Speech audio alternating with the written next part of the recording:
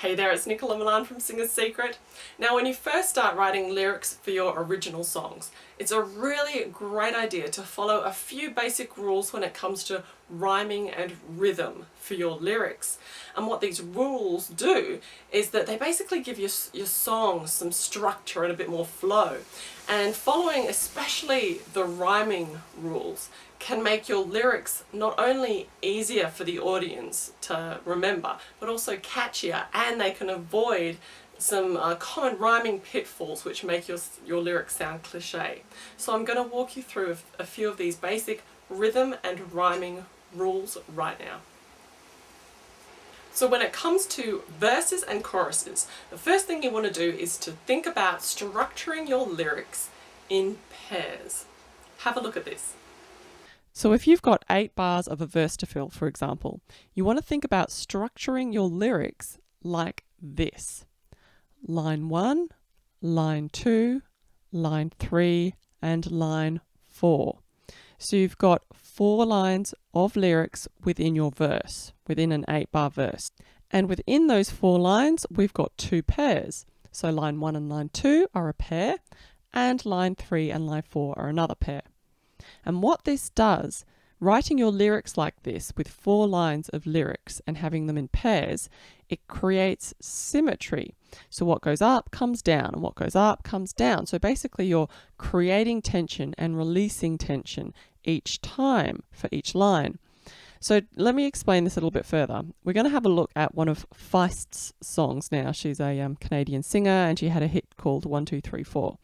So the lyrics, line 1 is 1, 2, 3, 4, tell me that you love me more.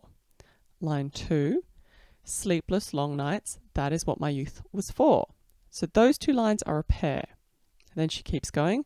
Line 3, old teenage hopes are alive at your door. Line 4, left you with nothing but they want some more. And then she moves on to the next section of the song.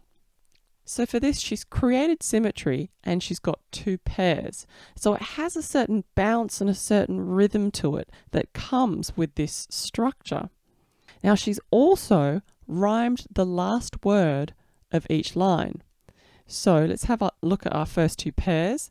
Line 1 and line 2, more and for, they both rhyme.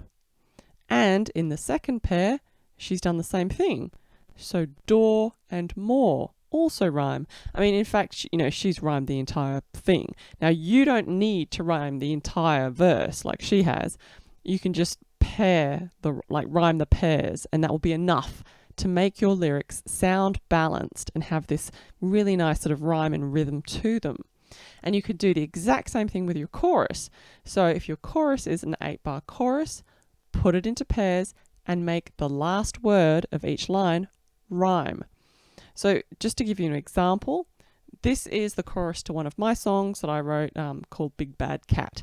Now let's have a look at the rhythm and the rhyme. I've got 4 lines and they're in pairs. First pair, because he's a winner, a sinner, he's taking the lot. Because he's not a damn sight sorry, oh, he's making me hot. So lot and hot rhyme. Then the second pair is slightly different. A lawless man and a downright cad. Yeah, he's the biggest, baddest cat in the pack, and I want him real bad. So cad and bad rhyme, but they don't rhyme with lot and hot. So we've got 2 pairs, different rhymes. And it sounds balanced. Now, one huge secret when you're doing this, to make sure that your lyrics don't sound cliche, is to not always go for the obvious rhyme. Don't always go for the obvious rhyme.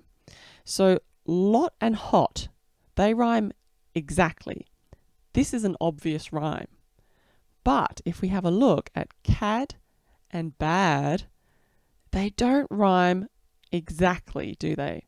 I mean, it depends on your accent, I guess, but to me, being an Australian, they don't rhyme 100%. I mean, they rhyme enough to sound like they go together, but an exact rhyme to go with the word cad would be dad, lad, fad. These are exact rhymes. They're obvious rhymes. But if you overuse them, then they can make the whole sort of song really start to sound cliche. So don't always go for the obvious rhyme. And that's a really important thing to consider when you're structuring your songs this way and you're making the last word of each line rhyme in pairs. So you've got 3 things to consider with this technique. Number 1, you're going to write 4 lines of lyrics within either a verse, an 8-bar verse, or an 8-bar chorus. And then you're going to put them into pairs.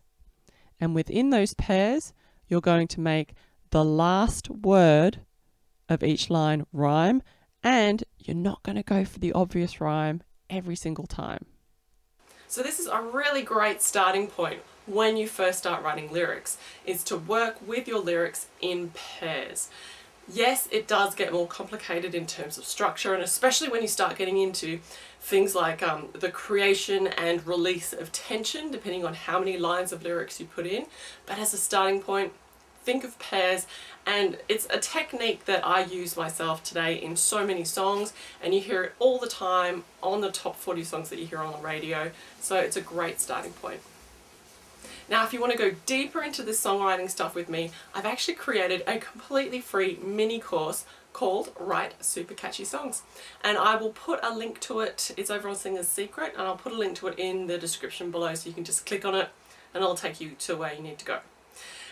Yeah, thank you so much for tuning in, and if you have a burning question about singing, songwriting or stagecraft that you want answered, please leave me a comment below. I do all my videos based on comments that I receive from you, so don't be shy. I'll see you in the next video.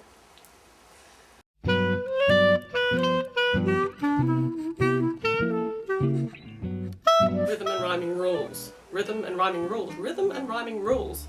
I should add that to my singing tongue twisters. Rhythm and rhyming rules. Rhythm.